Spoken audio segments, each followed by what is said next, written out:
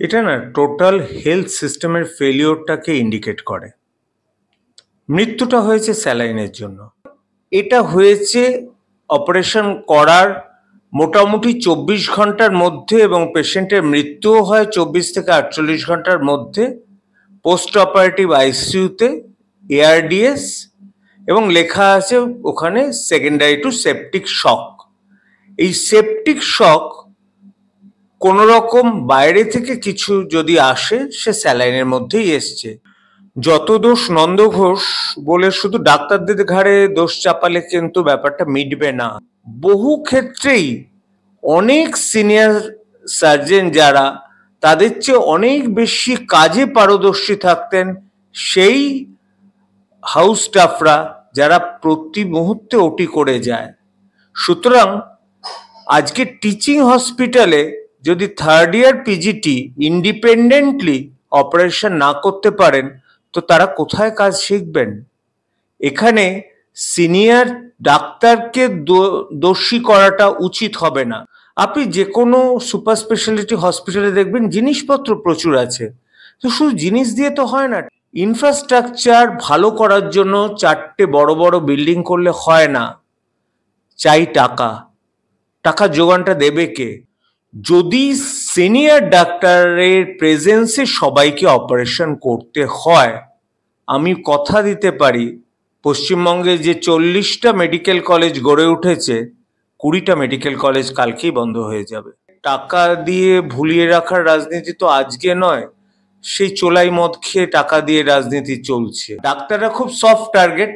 ডাক্তারদের দিকে যদি দোষটা ফিরিয়ে দেওয়া যায়, জনগণ খেয়ে নেয় ব্যাপারটা, তাহলে তো নেতাদের ব্যাপারটা মিটে গেল।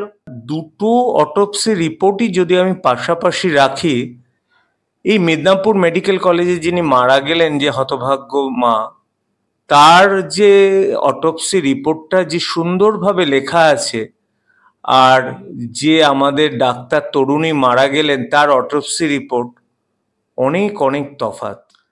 এটা না টোটাল হেলথ সিস্টেমের ফেলিওরটাকে ইন্ডিকেট করে।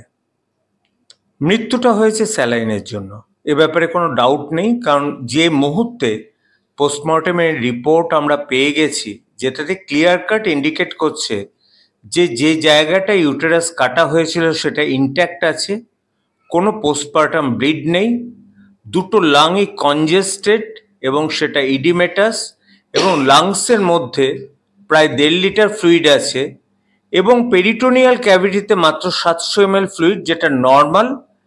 সুতরাং এটা হয়েছে অপারেশন করার মোটামুটি 24 ঘন্টার মধ্যে এবং পেশেন্টের মৃত্যুও হয় 24 থেকে 48 ঘন্টার মধ্যে পোস্ট অপারেটিভ আইসিইউতে এআরডিএস, এবং লেখা আছে ওখানে সেকেন্ডারি টু সেপটিক শক।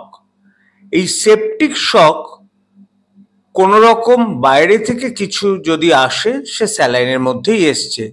মৃত্যুর জন্য দায়ী স্যালাইন, কিন্তু বিষাক্ত স্যালাইনের জন্য দায়ী আমাদের হেলথ সিস্টেম।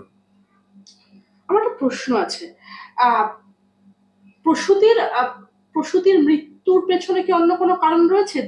যে কারণটা নিয়ে জলঘোলা হচ্ছিল আপনি নিজে বিস্তরে এক্ষুনি আলোচনা করলেন। ইতিমধ্যেই এই ঘটনার রিপোর্ট জমা পড়েছে স্বাস্থ্য ভবনে। সেই রিপোর্ট উল্লেখ করে মুখ্যমন্ত্রী তথা রাজ্যের স্বাস্থ্যমন্ত্রী 12 জন চিকিৎসককে ইতিমধ্যে সাসপেন্ডেড করার কথা ঘোষণা করেছেন। কি বলবেন? যত দোষ নন্দ ঘোষ বলে শুধু ডাক্তারদের ঘাড়ে দোষ চাপালে কিন্তু ব্যাপারটা মিটবে না। এটা ফেলিওর অফ হোল সরকারি হেলথ কেয়ার সিস্টেমের। একটা ভেবে দেখা যাক না, মুখ্যমন্ত্রী আজকে বলছেন যে সিনিয়র ডাক্তাররা ওখানে ছিলেন না। এবার আমি ফিরে যাই, যখন আমরা এমবিবিএসে ইন্টার্নশিপে করতাম, সেটা ওয়ে ব্যাক 1987, তখনও কিন্তু আমাদের সিনিয়র যারা তারা কিন্তু এই এমার্জেন্সি ওটিগুলো করতেন। স্যারেরা হয়তো তাদের রুমে থাকতেন, হসপিটাল প্রেমিসেসের মধ্যে থাকতেন, ওটির মধ্যেও কিন্তু থাকতেন না। তখন কিন্তু একটা কথা বুঝতে হবে, তখন ফোনও কিন্তু মোবাইল ফোন ছিল না, এবং বহু ক্ষেত্রেই অনেক সিনিয়র সার্জন যারা তাদের চেয়ে অনেক বেশি কাজে পারদর্শী থাকতেন সেই হাউস স্টাফরা যারা প্রতি মুহূর্তে ওটি করে যায়। সুতরাং আজকে টিচিং হসপিটালে যদি third year PGT independently operation না করতে পারেন তো তারা কোথায় কাজ শিখবেন? এখানে সিনিয়র ডাক্তারকে দোষী করাটা উচিত হবে না। হ্যাঁ, তিনি যদি তার কাজের টাইমে অবহেলা করে তিনি যদি অন্য জায়গায় প্র্যাকটিস করেন, হ্যাঁ তিনি দায়ী। কিন্তু তিনি যদি সেই সময় মানে ওটিতে না থাকেন তাকে আমরা দোষী করতে পারি না। স্যার, মুখ্যমন্ত্রী মমতা বন্দ্যোপাধ্যায়ের দাবি যে চিকিৎসকদের গাফিলতি ছিল, অপারেশন থিয়েটারে ছিলেন না কোনো সিনিয়র চিকিৎসক। যেমনটা আপনি এক্ষুনি বললেন যে একদম যারা ট্রেনি ডক্টর তারা রীতিমতো পারদর্শী। তিনি বলছেন ডাকাডাকি করলে একজন গিয়ে একটু দেখেই চলে যান সিনিয়র চিকিৎসকরা। কি বলবেন? না, একটু যদি স্ট্যাটিস্টিক্স নেওয়া যায় তাহলে বোঝা যাবে এই যে ওটিগুলো হয় যেটা মাঝরাতে, ধরুন রোড ট্রাফিক অ্যাক্সিডেন্ট বলুন বা এই সিজারিয়ান সেকশন বা যেগুলো এমার্জেন্সি হঠাৎ করে, বেশিরভাগ ক্ষেত্রে কিন্তু থার্ড ইয়ার পিজিটি মানে তারা কিন্তু অলরেডি তাদের এমডি কোর্স অলমোস্ট বা এমএস কোর্স কমপ্লিট করে এনেছে। তারা কিন্তু ওয়েল ট্রেন্ড এবং সেটাই সব জায়গায় করা হয়। অলওয়েজ জুনিয়র রেসিডেন্ট সিনিয়র রেসিডেন্টকে ডাকে। সিনিয়র রেসিডেন্ট যদি মনে করে দরকার আছে তবেই সে কনসালটেন্টকে ডাকে। এটা কিন্তু আমাদের সময় থেকেই হচ্ছে। আমি যখন সিনিয়র রেসিডেন্ট যদি থাকি আমি অলওয়েজ জুনিয়রকে হেল্প করব, চেষ্টা করব কনসালটেন্টকে না ইনভলভ করার। ইভেন ইন ইউকে আপনি দেখুন না, ইউনাইটেড কিংডমে কনসালটেন্টকে কি পাবেন শনি রোববারে? আপনি একবার দেখুন তো, শনি রোববারে কনসালটেন্টকে পাবেন না, শনি রোববারে পাবেন সিনিয়র রেসিডেন্টকে। তারা যদি কনসালটেন্টকে ফোন করে, বেশিরভাগ সময় কনসালটেন্টরা কিন্তু ভীষণ রেগে যায়। ইউকের কথা বলছি, আমার ইউকের বন্ধুরা বলেন। সুতরাং আমরা যারা জুনিয়র ডাক্তাররা অলওয়েজ চেষ্টা করব সিনিয়র ডাক্তারকে ডাকতে, সিনিয়র ডাক্তাররা তার সাধ্যমতো চেষ্টা করবেন এবং এখানে নিশ্চয়িতভাবে প্রমাণিত সার্জারির কোনো গাফিলতি এখানে ছিল না। আমি মুখ্যমন্ত্রীর বেশ কয়েকটি কথা উল্লেখ করব। পরপর মুখ্যমন্ত্রী বলছেন যে সবকিছু থাকা সত্ত্বেও উন্নতি দেখার কথা কাদের? মুখ্যমন্ত্রী উল্লেখ করছেন যে স্বাস্থ্য পরিকাঠামোর উন্নয়নের কথা উল্লেখ করা হয়েছে, তা গোটা দেশের কোথাও হয়নি। যে পরিকাঠামোর কথা পশ্চিমবঙ্গে উল্লেখ করা হয়েছে সেটা গোটা দেশে হয়নি। 42টি সুপার স্পেশালিটি হাসপাতাল তৈরি করা হয়েছে পশ্চিমবঙ্গে। এখন বেডের সংখ্যা প্রায় 97,000। 71টি এনসিইউ, 14,000 চিকিৎসক নতুন করে নিয়োগ করা হয়েছে। মুখ্যমন্ত্রী প্রশ্ন তুলছেন যে সবকিছু থাকা সত্ত্বেও উন্নতি দেখার কথা কাদের? দায় কাদের? আমাদের কাজ সঠিক সময়ে মূল্যায়ন করা এবং নজরদারি রাখা। শুধু কি বলবেন? হ্যাঁ, এক নম্বর তো ঠিকই বলেছেন, নজরদারি তো মানে একদম প্রথম থেকেই হেলথ দপ্তরকে রাখতে হবে। দুটো ব্যাপারে হেলথ দপ্তরকে পুরো জানতে হবে। এক নম্বর হচ্ছে যারা এই ইনফ্রাস্ট্রাকচারটাকে ডেলিভারি করছে সেই টার্গেট পপুলেশনকে কি আমরা তাদের দিতে পারছি এই ভালো ট্রিটমেন্টের সুযোগ? আপনি যে কোনো সুপার স্পেশালিটি হসপিটালে দেখবেন জিনিসপত্র প্রচুর আছে, তো শুধু জিনিস দিয়ে তো হয় না। টেকনিশিয়ান, আমি ল্যাবরেটরি টেকনিশিয়ানই বলছি, ল্যাব টেকনিশিয়ান, আপনি X ray technician round the clock পাবেন? তাহলে কি আমি যেতে চাই না। বেশ কিছুদিন আগে একটা পা ভাঙার ঘটনা ঘটেছিল, মুখ্যমন্ত্রীকে কিন্তু ওখান থেকে চলে আসতে হয় পিজিতে। তাহলে সেই ব্যাপারটা সুপার স্পেশালিটিতেই কিন্তু একটা এক্সরে করে ব্যাপারটাকে ওখানকার অর্থোপেডিক সার্জনই ব্যাপারটা ব্যবস্থা করতে পারতেন। আপনি কি কোনো মন্ত্রীকে, দরকার নেই মন্ত্রী, কোনো নেতাকে এখনো অবধি সে যে দলেরই হোক কোনো সুপার স্পেশালিটি হসপিটাল বা গভর্নমেন্ট হসপিটালে এক্সেপ্ট উডবার্ন ওয়ার্ডে ভর্তি থাকতে দেখেছেন? দেখবেন না। তার কারণ কি? ইনফ্রাস্ট্রাকচার ভালো করার জন্য 4টে বড় বড় বিল্ডিং করলে হয় না, চাই টাকা। টাকা যোগানটা দেবে কে? এখানে কিন্তু আমি দায়ী করব কেন্দ্রীয় সরকারকে। টোটাল বাজেটের মাত্র 1.5% যদি স্বাস্থ্য খাতে ব্যয় করে তাহলে কিভাবে ভালো হবে ভারতের মতো দেশ, যেখানে ব্রিটেনে বা অন্য জায়গাও পারছে না সরকারিভাবে চালাতে। আজকে এনএইচএস কিন্তু টোটাল ফেলিওর। ব্রিটেনে 60% ট্যাক্স দিতে হয় এবং ইউএসের টোটাল খরচের 5 to 8% হচ্ছে স্বাস্থ্য খাতে তারা ব্যয় করে। সুতরাং এই ব্যাপারটাই বুঝতে হবে সবাইকে যে আমরা ফ্রি অফ কস্ট অথবা কম দামে স্বাস্থ্য ব্যবস্থা চালাতে গেলে সরকারকে তার অনেক বেশি টাকা স্বাস্থ্য খাতে রাখতে হবে। আমার তো মনে হয় প্রথম প্ল্যানিং এটা হবে একটা কোথায় কোথায় আমরা স্বাস্থ্য কেন্দ্রগুলো করব, সেখান থেকে যদি রেফার যাতে না হয় সেটা দেখার জন্য সেখানে প্রপার ব্যবস্থা করা। আর সিনিয়র ডাক্তাররা ঠিক মতো কাজে আসছেন কি আসছেন না এটা হেলথ সেক্রেটারির দেখা কথা, তাদের লেভেলে আমলাদের দেখার কথা। এটা কিন্তু মুখ্যমন্ত্রী দেখার ব্যাপার না। মুখ্যমন্ত্রী ডিসিশন মেকিং নেবেন যে এখানে এখানে মেডিকেল কলেজ স্থাপিত হবে। বাকি সমস্ত কাজ একা মুখ্যমন্ত্রী পারবেন কি করে? তিনিও তো একটা হিউম্যান বিইং।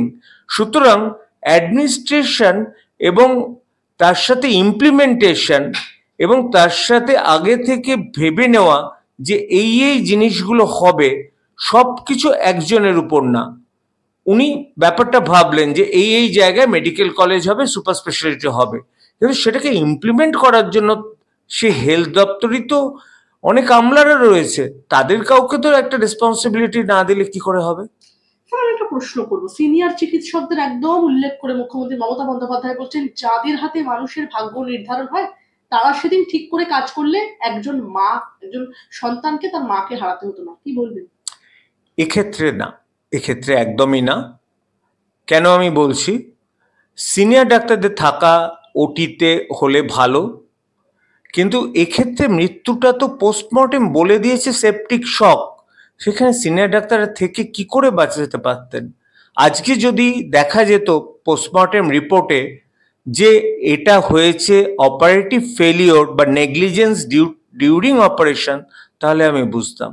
হ্যাঁ, যদি সিনিয়র ডাক্তারের প্রেজেন্সে সবাইকে অপারেশন করতে হয়, আমি কথা দিতে পারি পশ্চিমবঙ্গে যে 40টা মেডিকেল কলেজ গড়ে উঠেছে, 20টা মেডিকেল কলেজ কালকেই বন্ধ হয়ে যাবে। বিস্ফোরক দাবি করছেন? হ্যাঁ, এটা খুব প্র্যাকটিক্যাল দাবি। কারণ সিনিয়র কখন হয়? জাস্ট এমবিবিএস কোন রকমে পাশ করে এমএস পাশ করলাম, সিনিয়র হয়ে যাওয়া যায় না তো। তারপরে তার একটা ট্রেনিং লাগে, সেই ট্রেনিংয়ের মাধ্যমে ডাক্তার তার পূর্ণতা পায়। ডাক্তার বুঝতে পারে যে কোন পেশেন্টকে সে অপারেশন করবে, কোন পেশেন্টকে ওয়েট করবে। তো এটা যদি সম্পূর্ণ সিনিয়রের উপর নির্ভরশীল হতে হয়, তাহলে 10 বছরের উপর প্র্যাকটিস করার অভিজ্ঞতা আছে যারা এই অবস্থাতেও মেডিকেল এডুকেশন সার্ভিসে আসতে চাইছেন, কতজন পাওয়া যাবে? আজকে তো উলুবেড়িয়া হসপিটাল হয়ে গেছে আমাদের ওনার নামে, Saratchandra Chattopadhyay government medical college. এবার একটা মেডিকেল কলেজ হলে ফ্যাকাল্টি, তার তো একটা ফ্যাকাল্টি হওয়ার বেসিক ক্রাইটেরিয়া, তার কত বছর অ্যাসিস্ট্যান্ট অ্যাসোসিয়েট প্রফেসর পদে রয়েছে, তার কটা থিসিস বেরিয়েছে। সুতরাং সেই ফ্যাকাল্টি হওয়ার ক্রাইটেরিয়াতে যদি না পাশ করে, তা সিনিয়র থাকার চেয়ে জুনিয়র থাকাই ভালো। একদমই। স্যার, রাজ্যের মুখ্য সচিব তিনি বলছেন যে সমস্ত হাসপাতাল থেকে, পশ্চিমবাংলার সব হাসপাতাল থেকে ওই সংস্থা অর্থাৎ পশ্চিমবঙ্গ ফার্মাসিউটিক্যালসের ওষুধ সরিয়ে দেওয়া হয়েছে। প্রশ্ন হচ্ছে তাহলে আগে সরানো হলো না কেন? কি বলবেন? এটা নিয়ে আমিও তো খুব অবাক হচ্ছি। মার্চ এপ্রিলে বোধহয় কর্ণাটক এটা জারি করেছিল। আসলে বাঙালিদের ঘুম একটু দেরিতে ভাঙে, এটাই গন্ডগোল, আর কিছু না। একজনের জীবন চলে যাচ্ছে, সেখানে অভিষেক বন্দ্যোপাধ্যায় তিনি, আপনি যেরকমটা উল্লেখ করলেন যে ইনফ্রাস্ট্রাকচার, ফ্যাকাল্টি, মানে গুড হেলথ সিকিউরিটি সিস্টেমটাকে ইমপ্লিমেন্ট করা, সেইটা যতটা নিশ্চিত করা প্রয়োজন, সে জায়গা থেকে কি রাজ্য সরকার কিছুটা ফেইলিওর? আপনার কি মনে হয়? না, ফেলিওর আমি কেন বলতে যাব? রাজ্য সরকার ডেফিনেটলি খুব ভালো ইনিশিয়েটিভ নিয়েছেন। কারণ এতগুলো মেডিকেল কলেজ করার এই যে পরিকল্পনাটা, ডেফিনেটলি মমতা ব্যানার্জির খুব ভালো। কিন্তু এটাকে ইমপ্লিমেন্ট করার আগে না একটু সিনিয়র ডাক্তারদের সাথে যদি বসতেন, আমলা লেভেলে না বসে, যে সিনিয়র ডাক্তাররা খুব প্র্যাকটিক্যাল অভিজ্ঞতা আছে, আমি বলছি না সেই সিনিয়র ডাক্তাররা যারা শুধু স্থাবকতা করতে ভালোবাসে, তাদের সাথে বসে কিন্তু লাভ হবে না, কারণ তারা ইয়েস ম্যাম করেই ছেড়ে দেবে। তারা সমালোচনা করবে না, কারণ তারা ভয় পায়। সুতরাং যদি কেউ যদি সমালোচনা না শুনতে চান, তাহলে সেটা কোনোদিন ভালো হতে পারবে না। পরিকল্পনাটা অসাধারণ পরিকল্পনা। আজকে যদি এতগুলো মেডিকেল কলেজ আমাদের হয়, নিঃসন্দেহে in due course of time আগামী 10 বছরের মধ্যে আমি মনে করি মেডিকেল কলেজগুলো ভালো হয়ে উঠবে। আজকে 2025-এ না হোক 2035-এ হবে, প্রোভাইডেড অ্যাডিকুয়েট ফান্ড কিন্তু রেজ করতে হবে। এই ফান্ড রেজিং শুধুমাত্র আমার মনে হয় আমাদের এই স্টেট গভর্নমেন্টকে দায়ী করলে চলবে না, সেন্ট্রালকেও কিন্তু একই মতে এগিয়ে আসতে হবে। ফান্ড রেজ না করলে গভর্নমেন্টের চিকিৎসা ব্যবস্থা কিন্তু হবে না। আর দুর্নীতি রোধ করতে হবে। আপনি 100 টাকা যদি খরচ করার পারমিশন দেন, সাধারণ লোক এতই দুর্নীতিবাজ হয়ে গেছে 50 টাকা নিজে খেয়ে বসে থাকবে। সুতরাং সব দিকটাই খেয়াল রাখলে নিঃসন্দেহে যে যুগান্তকারী পরিকল্পনা করেছেন মমতা ব্যানার্জি, সেটা সাফল্যমণ্ডিত হবে বলেই আমি মনে করি। স্যালাইন কাণ্ডে ইতিমধ্যে মৃত প্রসূতির পরিবারকে ক্ষতিপূরণ সহ চাকরি, অর্থ একদম দুটোই দিলেন মুখ্যমন্ত্রী মমতা বন্দ্যোপাধ্যায়। এতে কি কোথাও গিয়ে সাত খুন মাস? না, আসলে তারা খুব গরিব। আমি তাদের চেহারাগুলো দেখেই বুঝতে পারলাম টাকাটা একটা দরকার। আসলে টাকা দিয়ে ভুলিয়ে রাখার রাজনীতি তো আজকে নয়, সেই চোলাই মদ খেয়ে টাকা দিয়ে রাজনীতি চলছে। এখন কেউ ভুলে যায়, কেউ ভুলে যায় না। আর চাকরি উনি দেবেনই বাবা কি করে? চাকরিও তো বাধা, দিলেও তো সেই সিভিক। কিন্তু যা হোক, যিনি মারা গেছেন তাকে তো ফেরাতে পারবেন না, অন্তত ফ্যামিলিটার কিছু সাপোর্ট হবে। জন্মের 4 দিনের মাথায় মৃত্যু হলো চিকিৎসাধীন প্রসূতি রেখা সাউরের শিশুপুত্রের। রেখা এবং তার সন্তান মেদিনীপুর মেডিকেলে ভর্তি ছিলেন। কি বলবেন, এইভাবে একটা শিশুকেও চলে যেতে হলো? তাই কি শুধুমাত্র ডাক্তাররা?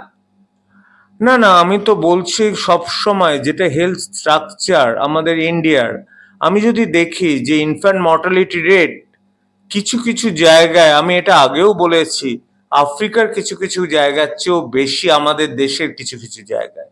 আমি পার্টিকুলারলি কোন জায়গাগুলো এখন মেনশন করতে চাই না, আপনারা নেটে সার্চ করলেই বুঝতে পারবেন comparison between infant mortality rate in India and Africa. দেখবেন কোন দেশ কত বড়, এটা কিন্তু সামরিক শক্তি বা জিডিপিতে কত বড় তা দিয়ে কিন্তু বিচার হয় না। তাদের maternal mortality rate, infant mortality rate, স্বাস্থ্য ব্যবস্থায় কতটা ভালো। আজকে একটু বাইরের দেশের স্বাস্থ্য ব্যবস্থা একটু চোখ বুলিয়ে আসুন তো, তারা কিন্তু মেনলি ডিপেন্ড করে হচ্ছে প্রিভেন্টিভ।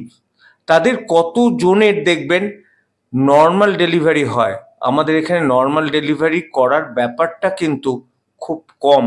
আসলে পুরো ব্যাপারটাই হয়ে গেছে কি, আমাদের অত্যন্ত বেশি জনসংখ্যা, খুব কম ডাক্তার, এক্সপেকটেশন মিডিয়ার চোটে 100, ক্ষমতা 1।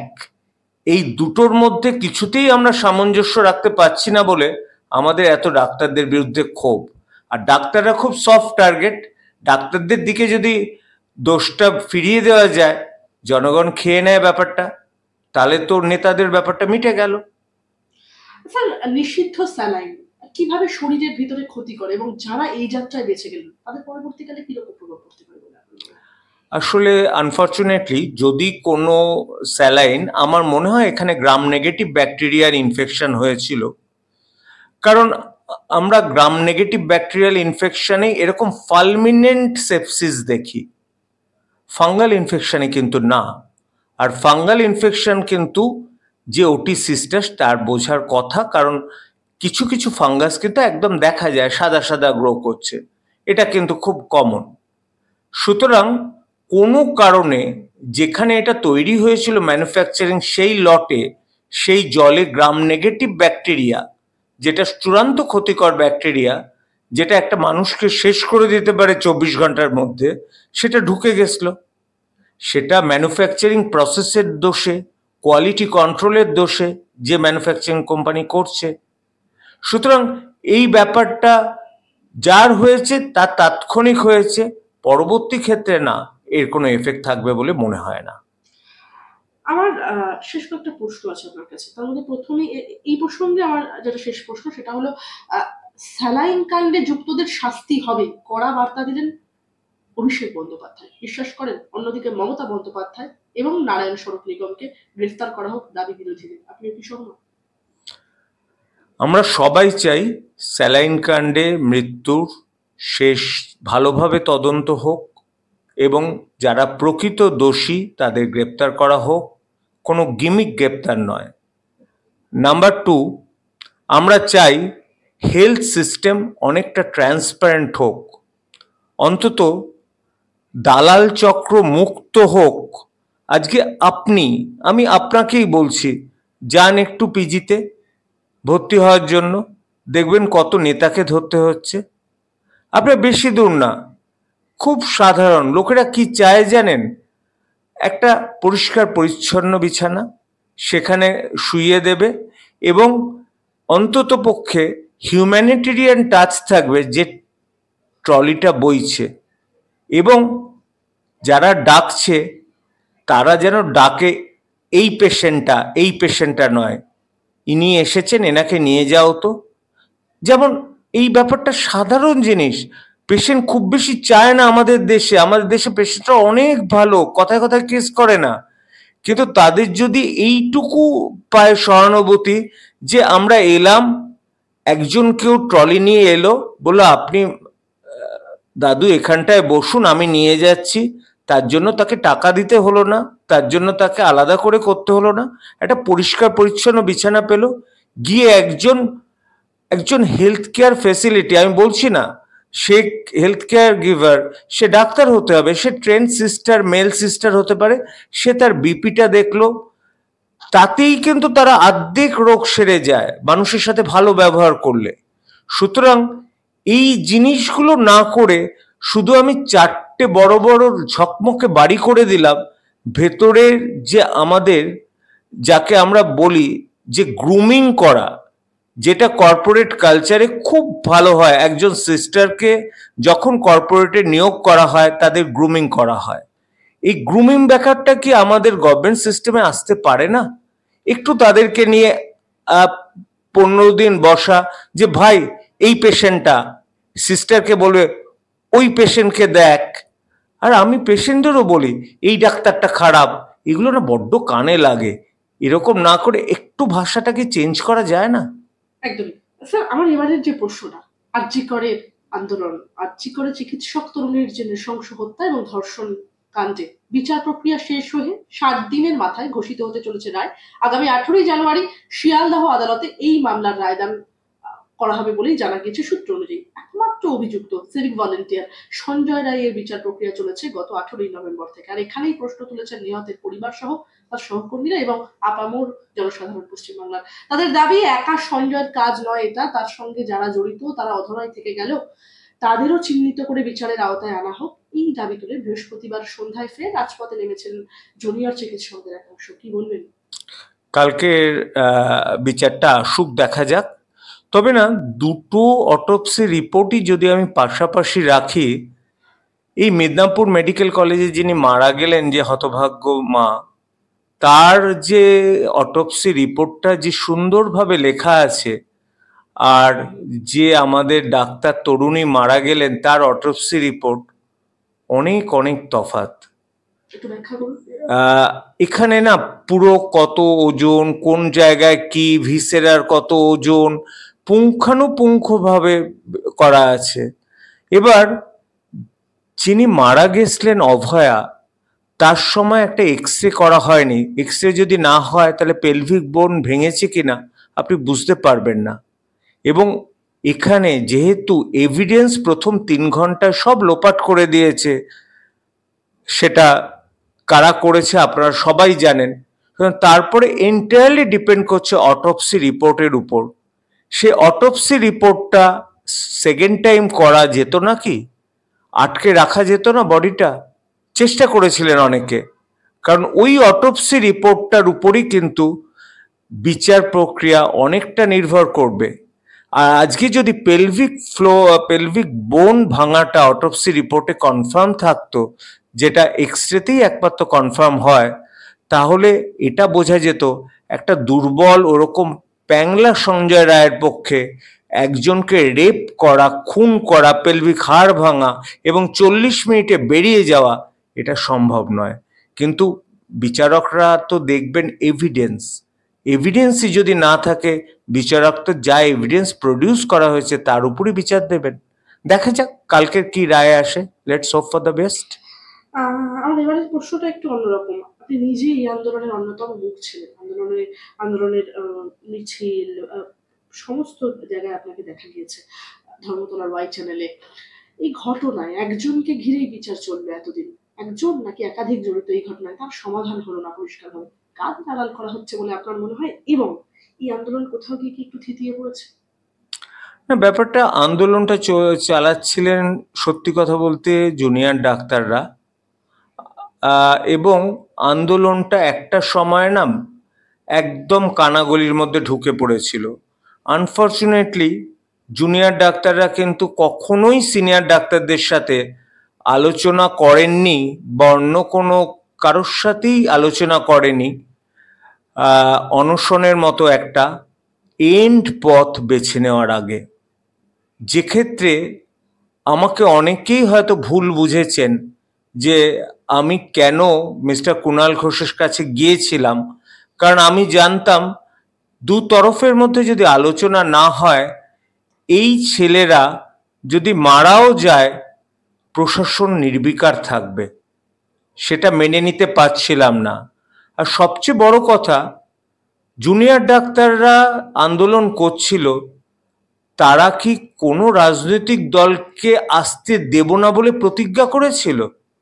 তারা মুখে বলছিল। রাজনৈতিক দল তো যদি বিরোধী দলে আমি বলতে পারি বর্তমান মুখ্যমন্ত্রী থাকতেন, তাহলে আগুন জ্বলে যেত বাংলায়।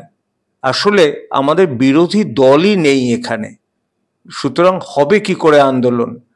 কিন্তু আমি তার মধ্যে মনে করব যে বাংলার সবার মধ্যে চেতনা ফিরে আসুক, বাংলার হেলথ সিস্টেম যেন ভালো হয়।